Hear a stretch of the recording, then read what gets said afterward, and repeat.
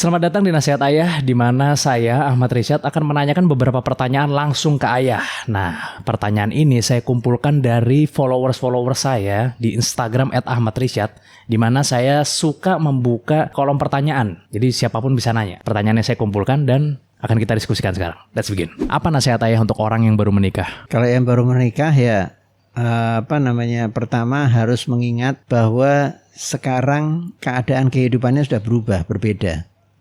Antara orang yang masih bujang dengan orang yang sudah menikah kan. Nah ini butuh waktu untuk penyesuaian. Jadi kebiasaan-kebiasaan pada waktu masih hidup sendiri itu harus mulai dipelajari, dirubah, disesuaikan dan dikomunikasikan maksudnya kepada pasangannya. Jadi kan gini, ada kadang-kadang hal-hal yang karena orang baru menikah itu kan masih belum tahu persis masing-masing pasangan hidupnya itu seperti apa, pemikirannya, terus perilakunya dan sebagainya.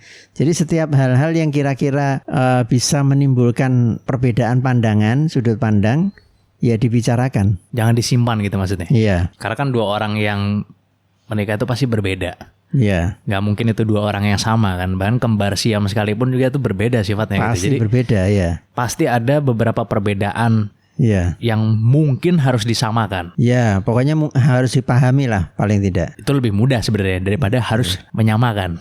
Ya. Kan kadang-kadang ada yang harus disamakan, bener nggak? Ada yang harus disamakan. Nah, itu yang susah kan? Tapi sebagian besar itu adalah harus dipahami. Oh iya betul. Jadi contoh sekarang ya kasih contoh nih yang paling sederhana yang sering terjadi. Misalnya gini, ada orang yang biasa kalau dia masuk rumah habis pergi masuk rumah itu sandalnya dilepas di luar. Tapi ada yang tidak.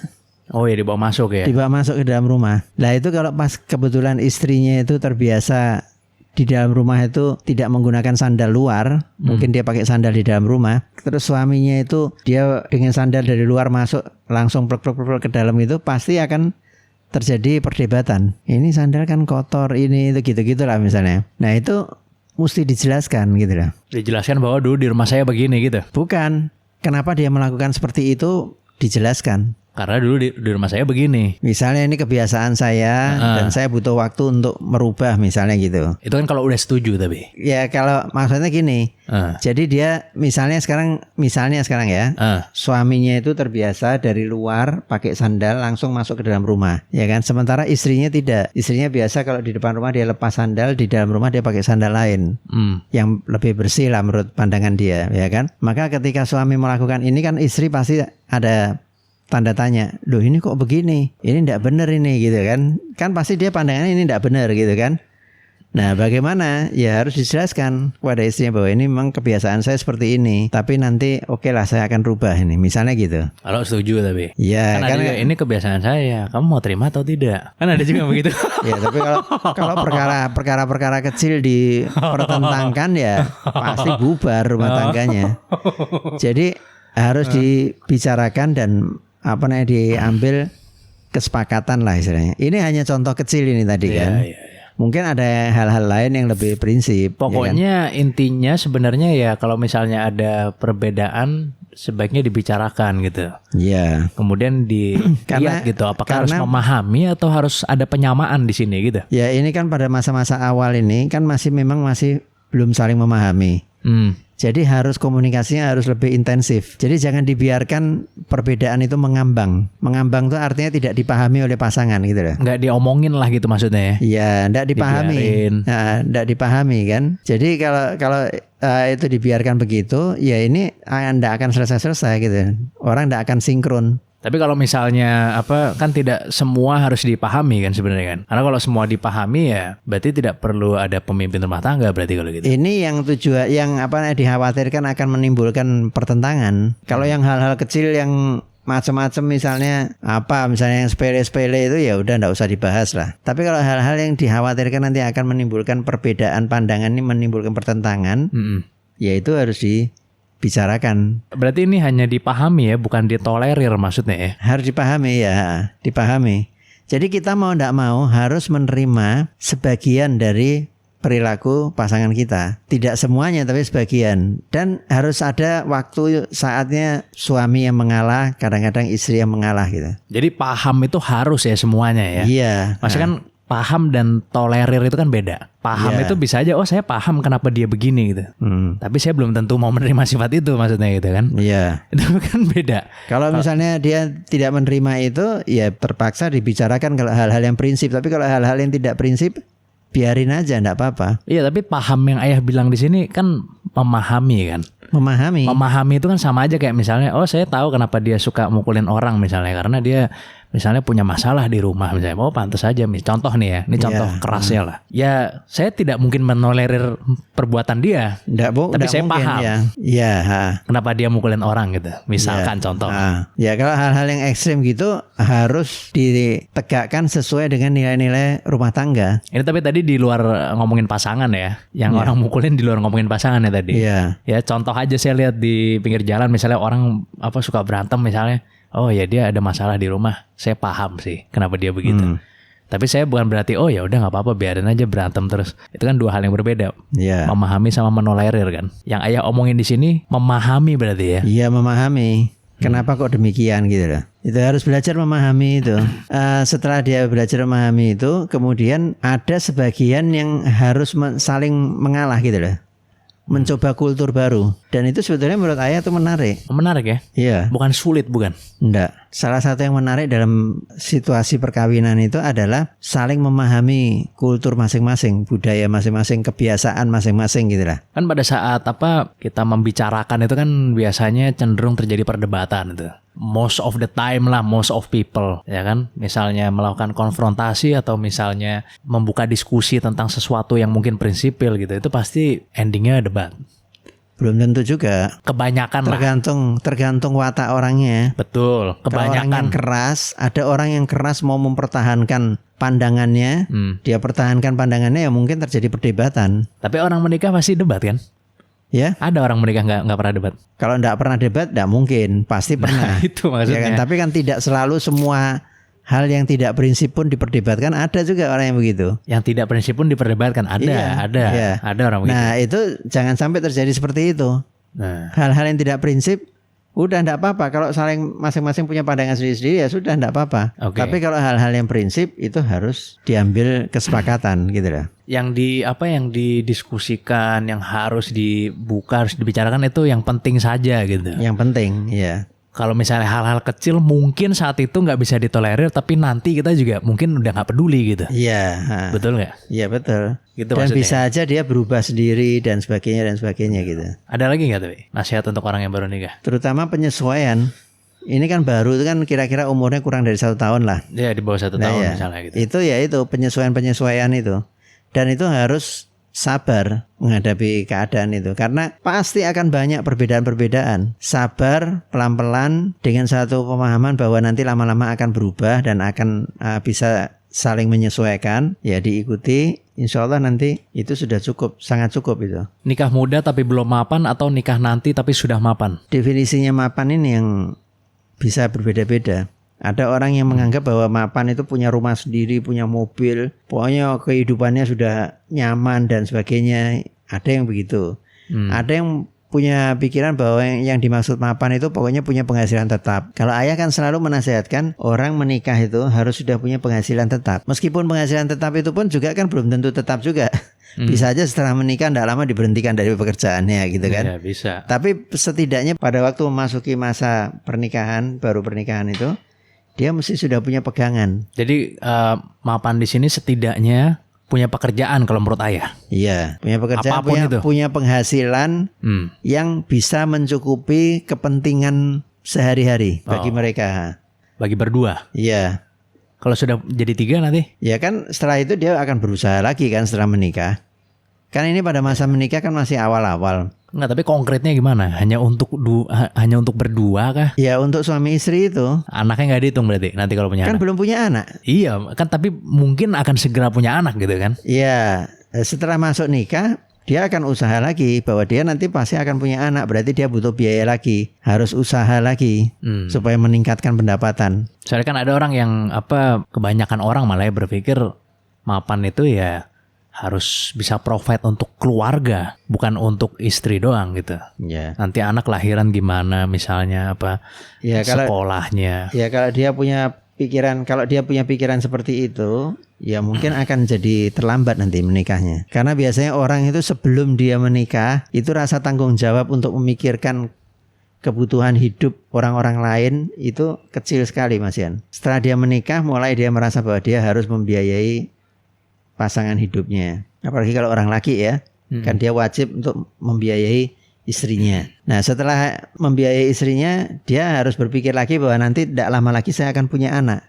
Berarti saya butuh pendapatan lebih besar. Apa yang akan saya lakukan? Dipikirkan terus. Jadi akan maju perlahan-lahan gitu. Untuk orang yang ideal maksudnya ya. Ideal itu maksudnya gimana? Ya itu mau berpikir oh ya sebentar lagi punya anak. Ya harus. Apalagi harus tapi berpikir kan begitu. kenyataannya ya kan. Ya tapi kalau misalnya menunggu dulu sampai mapan, punya bisa membiayai anaknya, nanti membiayai anaknya sekolah sampai perguruan tinggi, ya enggak bisa, enggak kawin-kawin. Enggak sampai perguruan tinggi sih, John, maksudnya ya udah ada pegangan gitu loh, maksudnya. Ya pokoknya sekolah anak pekerjaan. awal early bisa lah gitu. Enggak perlu. Enggak perlu ya? Enggak perlu, yang penting pekerjaan bisa untuk membiayai kebutuhan hidup. Rezeki itu datang dari Allah nanti. Kalau dicari tapi. Ya harus diusahakan, tapi Allah akan memudahkan. Kalau kita niatnya itu untuk keluarga, itu Allah akan mudahkan. Tapi kalau kita niatnya hanya untuk diri sendiri, bersenang-senang sendiri, itu belum tentu. Kalau kita berusaha maksudnya ya, Allah pasti akan memberikan pastilah, gitu ya. Berusaha dengan niat untuk membahagiakan keluarga. Nanti dibukakan jalan, ada aja. Pasti ada nanti. Jadi tidak usah takut. Tapi meskipun tidak usah takut, tapi tidak berarti blank ya. Nah ini jadi apa proyeksi finance ala akhirat ini soalnya. Jadi nggak ada datanya. Ya, jadi gini. Kalau misalnya dia itu menunggu sampai dia mapan betul, nanti itu akan lama. Karena sudah bisa dipastikan orang sebelum dia punya anak, sebelum punya keluarga, dia tidak berpikir punya anak.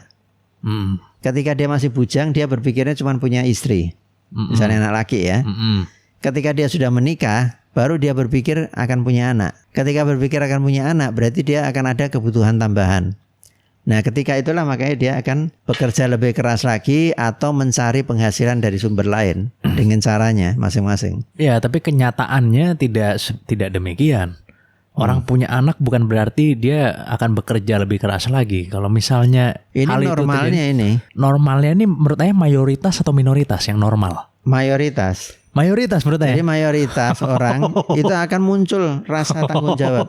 Tapi kalau orang sudah wataknya itu memang wataknya buruk dari sejak awal, ya itu beda lagi ceritanya. Masalahnya kan usaha itu gimana ya? Usaha itu bukan seberapa keras kita usaha sebenarnya. Kita harus tahu juga ke jalan mana kita harus lari gitu maksudnya. Jadi ya, mau energinya lebih di atas tapi jalannya salah ya susah juga.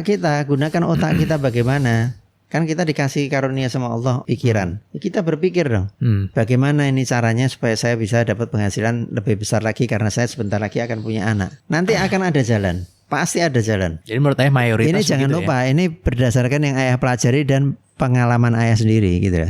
Dari awalnya tadi yang tidak punya apa-apa kan ternyata juga ada jalan. Tapi usaha keras, hubungan baik, membina hubungan baik. Nanti ketemu teman, kadang-kadang ada proyek tertentu yang di luar yang biasanya dia kerjakan. Seperti ayah mengalami juga hal-hal seperti itu, hal-hal yang di luar profesi misalnya. Ada side project lah maksudnya gitu. Iya, ada itu gitu-gitu sampai bisa macam-macam lah. Itu ayah tidak pernah mikirkan. Tidak pernah sebelumnya, oh nanti saya akan berusaha ini, akan ini. Tidak. Tiba-tiba datang aja orang, ngajak join, bikin ini, ada hasilnya. Dan itu yang kita pakai untuk membiayai keluarga. Jadi tidak usah takut, Allah akan membukakan jalan rezeki untuk kita. Tapi wajar nggak kalau misalnya wanita itu melihat dulu, maksudnya ini orangnya kira-kira bisa membiayai apa enggak ya nanti di kedepannya gini? Boleh aja. Boleh. Tapi tidak usah terlalu khawatir gitu. Karena kan mungkin... Yang penting dia orang yang bertanggung jawab, laki-laki yang bertanggung jawab. Kesatu. Kedua, dia orangnya punya semangat kerja. Terus punya pegangan untuk bekerja itu.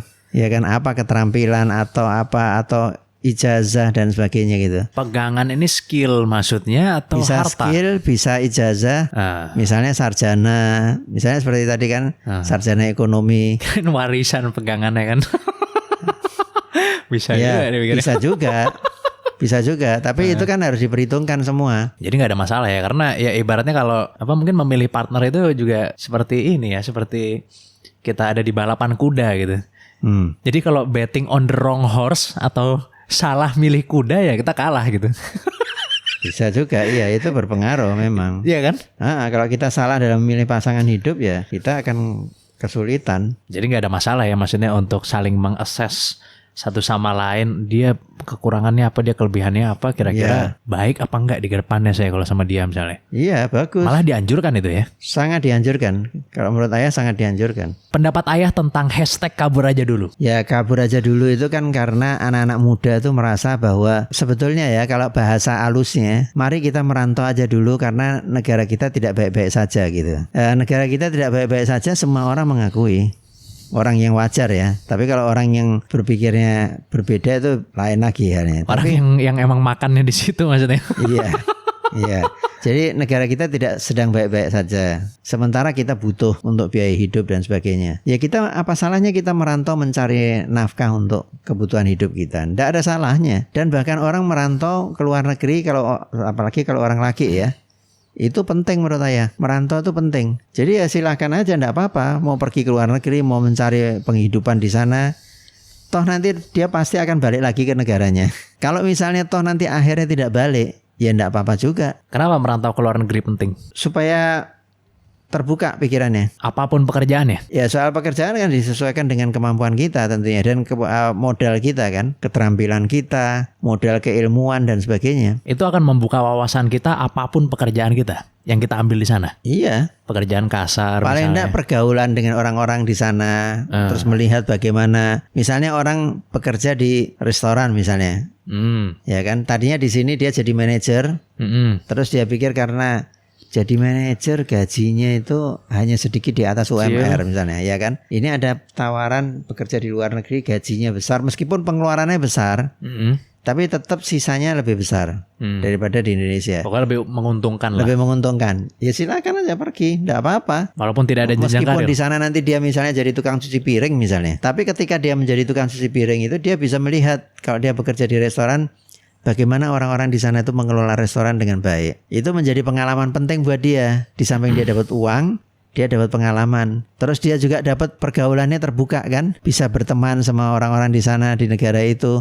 Mungkin suatu ketika nanti akan berusaha bersama-sama di Indonesia misalnya. Atau balik bagaimana. sini lagi maksudnya. Iya, semua orang pasti ingin supaya hidup di negaranya. Tidak ada orang yang ingin merantau pada hakikatnya ya, ingin hidup di negaranya sendiri. Lebih Tapi baik ketika jadi raja di negara sendiri daripada pembantu di negara orang. Itu ya kalau nggak salah phrase-nya, bukan ya? Enggak.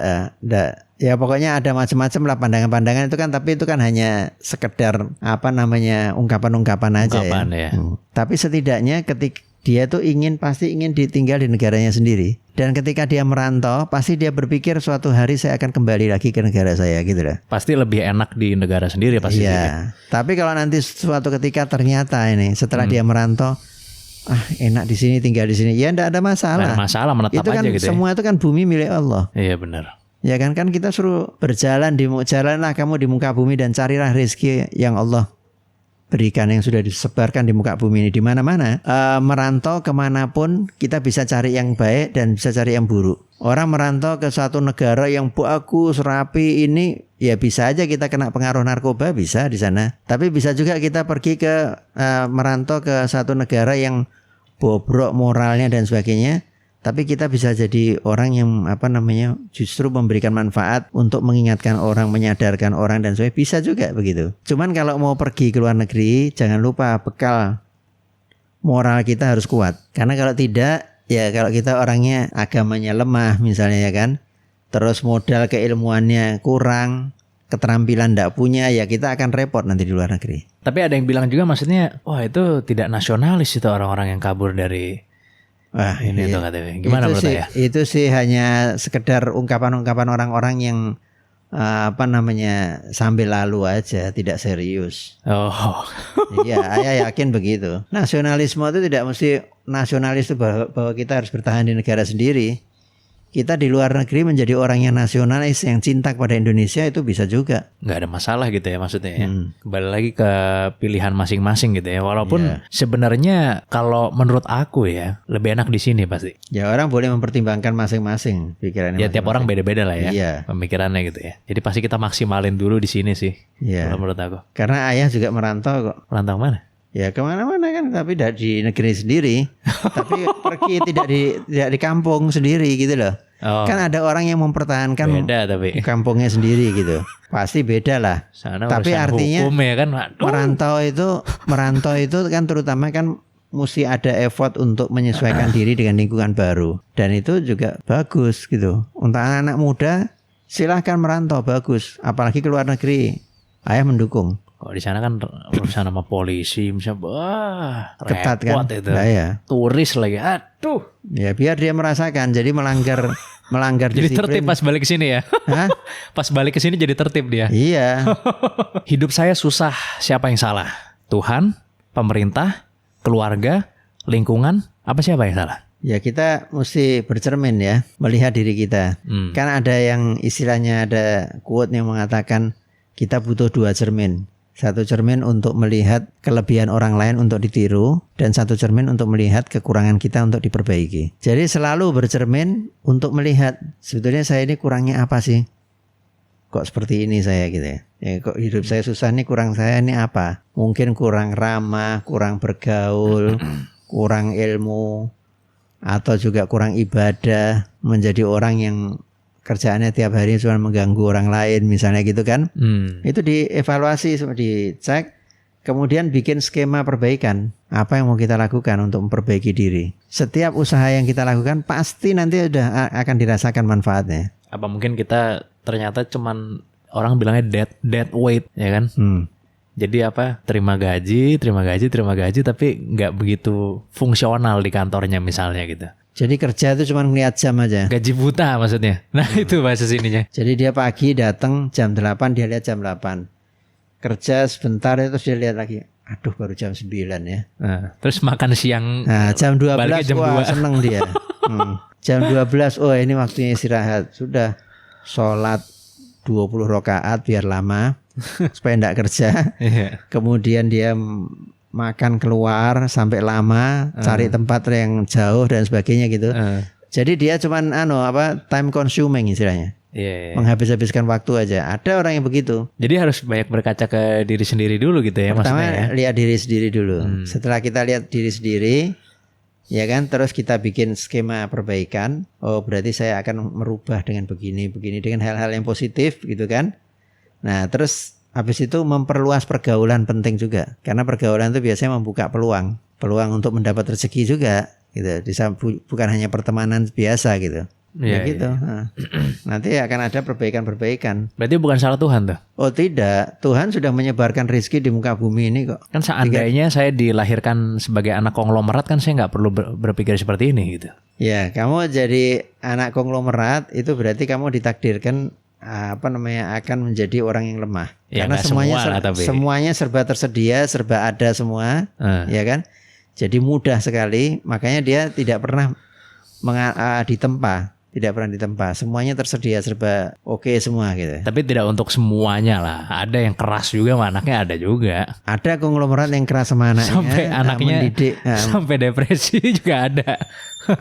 Ada. Saking kerasnya, kamu gimana? Saya dulu umur kamu, saya sudah naik private jet, kamu ngapain ini begini? Ada begitu ya? Atau kadang-kadang ada juga yang bapaknya cerita bahwa saya dulu enggak seperti kamu gini, saya kerja keras, saya jadi kuli bangunan misalnya gitu, ya kan? Tekanannya keras itu. Nah itu anaknya juga mikir bisa terjadi begitu kan? Tapi orang yang ditakdirkan menjadi anak orang kaya itu ujiannya lebih berat. Apa ujiannya lebih berat? Jadi tadi memanjakan diri, ya kan? Mengurangi aktivitas.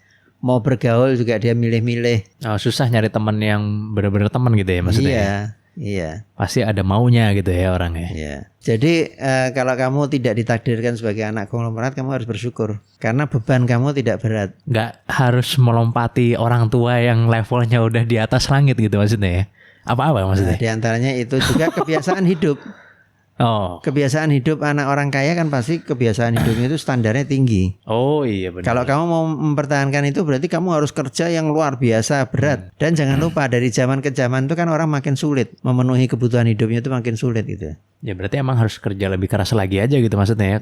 Kalau misalnya emang posisi kita dari lebih bawah kan memang harus lebih kerja lebih keras lagi kan. Keras dan cerdas. Pemerintah juga nggak salah juga.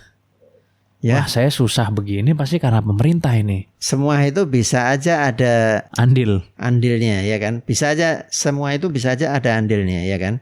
Tapi andil terbesar adalah di dalam diri kita sendiri. Tidak sedikit orang-orang yang hidup dalam suasana yang juga penuh tekanan-tekanan, tapi dia bisa sukses. Kenapa? Karena dia gigih, berani menghadapi kehidupan. Terutama orang, apalagi kalau orang laki harus berani menghadapi situasi. Jangan cengeng. Wah ini situasi ekonomi kayak gini, ndak bakalan bisa saya ndak bakalan dapat proyek ini ya gitu loh. Ada orang-orang yang gitu kan, membatasi diri sendiri ya. Dia akhirnya benar-benar ndak dapat. Kalau aku sih ya, ini memang parah nih misalnya cukup tahu lah gitu informasinya, tapi tidak dimasukkan ke dalam hati dan dipikir terus menerus gitu kalau aku. Ya kita harus berpikir bahwa dalam keadaan situasi seperti ini apa yang harus saya lakukan sehingga saya bisa survive, sehingga saya bisa maju gitu lah. Bukan hanya sekedar survive tapi bisa maju. Apa ya di setiap krisis atau chaos atau apa itu pasti ada orang-orang baru yang sukses mencuat ke atas ya.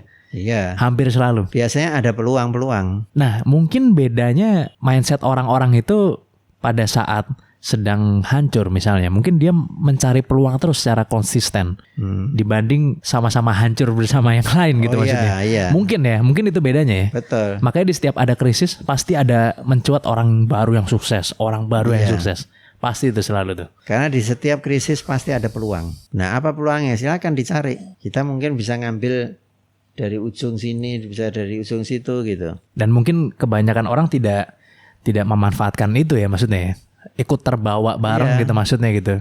Iya, itu kan hanya orang-orang yang gigih yang bisa begitu bertahan. Karena mental kita begitu kita dengar situasi misalnya inflasi naik terus, harga-harga barang naik terus, atau terjadi deflasi seperti yang kemarin terjadi itu kan. Itu orang-orang tertentu itu dia bukannya mencari jalan lain, tapi dia malah wah kalau gini ya saya nggak bisa nih, gitu lah. Malah lemes ya. Iya, gitu lah. Jadi itu bedanya antara mental pemenang dengan mental pecundang kan. The loser sama the winner. Kalau the winner itu dia malah makin keras ya kerjanya. Makin keras ya kerjanya. Wah ini pasti ada peluang yang tidak saya lihat nih, apa kira-kira misalnya. Ketika dia makin keras berjuang, maka prestasinya makin maju, makin terdorong, semangatnya makin tinggi. Ketika kita bekerja di tempat yang haram, harus segera keluar atau gimana? Contoh misalnya yang ada bunga-bunganya misalnya. Ya gini, masalah bunga bank itu tidak semua ulama mengatakan itu haram. Ada sebagian ulama yang mengatakan kalau banknya itu bank negara, milik negara, itu tidak haram. Nah kalau kita bekerja di bank milik negara itu, ya kita bertahan aja sampai kita dapat peluang pekerjaan yang lebih baik di tempat lain. Jadi kalau mau pindah harus ada tempat untuk kita lompat. Oh, ada persiapan dulu ya. Iya, dan itu orang akan melakukan itu dengan tenang, tidak perlu gerusa-gerusu. Kalau dia misalnya contohnya kalau tadi kerja di bank ya bank pemerintah, ya kita tenang aja karena sebagian ulama mengatakan itu bunganya tidak haram. Ada ulama yang mengatakan oh tetap haram ini. Ya silakan masing-masing, kalau ayah ambil yang tidak haram kalau bunga bank pemerintah. Itu kalau misalnya yang haramnya tipis ya, yang kita bahas di sini. Kalau misalnya yang udah jelas memang pekerjaan itu salah ya tentu harus ditinggalkan berarti kan. Iya. Udah jelas paten gitu misalnya. Misalnya kerja sama seseorang ternyata orang itu jualan narkoba misalnya. Itu sudah jelas itu merusak orang lain dan sebagainya, barang yang dijual barang yang haram itu. Ya kita harus segera kita meninggalkan tempat untuk mencari tempat pekerjaan lain. Kalau misalnya kerja di restoran tapi ada masak menu babi misalnya gitu, tapi kan kita nggak makan, gimana menurut saya? Tetap kita pindah dari situ, menghindari bersentuhan dengan mudorotnya itu. Karena kan kita tidak tahu pasti mengenai kebersihannya tempat dan sebagainya gitu. Tapi ya balik lagi harus ada tempat loncat dulu gitu atau gimana? Ya carilah tempat yang bisa untuk memenuhi kebutuhan hidup kita. Terus kita pindah. Kalau tidak bisa 100% sama dengan di tempat ini, paling tidak 75% misalnya gitu. Dengan dirundingkan dengan keluarga. Urgensinya setinggi apa untuk pindah misalnya?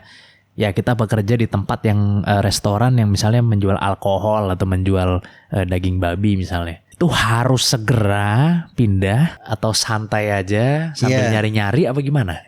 Urgensinya semana? Secepatnya. Secepatnya? Ya, secepatnya itu tidak mesti segera. Soalnya kan kalau misalnya kita kerja di hotel misalnya, ya itu pasti ada alkohol di hotel. Nggak mungkin, apalagi hotel bintang 5 gitu ya kan. Ya. Terus gimana kalau kita misalnya kerja sebagai chef itu kan paling topnya biasanya kan di hotel lah kalau chef. Iya kan? Ya, kalau asal kita tidak melayani dengan menggunakan alkohol enggak apa-apa. Kalau dalam kasus ini ya, kalau yang kamu kasih contoh tadi ini, kerja di hotel atau kerja sebagai chef gitu kan. Sepanjang kita tidak ikut menyajikan alkohol dan sebagainya ya enggak apa-apa. Oh, tapi kalau menyajikan nggak boleh gitu ya? Ya enggak boleh. Ketika pasangan masih menyimpan masa lalu, segera tinggalkan, bersabar atau gimana? Kapan kita tahu bahwa dia sedang menyimpan masa lalu? Baru misalnya. Baru sementara kita sudah menikah. Udah misalnya. Sudah menikah, dia ternyata menyimpan masa lalunya itu.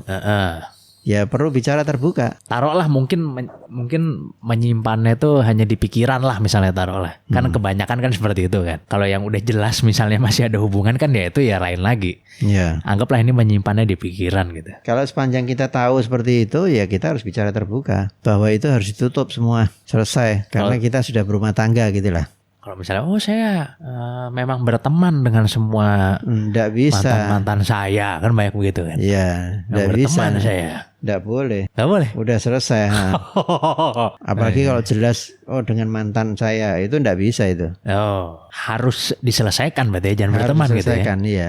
Jadi diajak ngobrol dulu, kalau setuju, oke. Kalau nggak setuju gimana? Ya harus dipaksakan setuju. Harus setuju?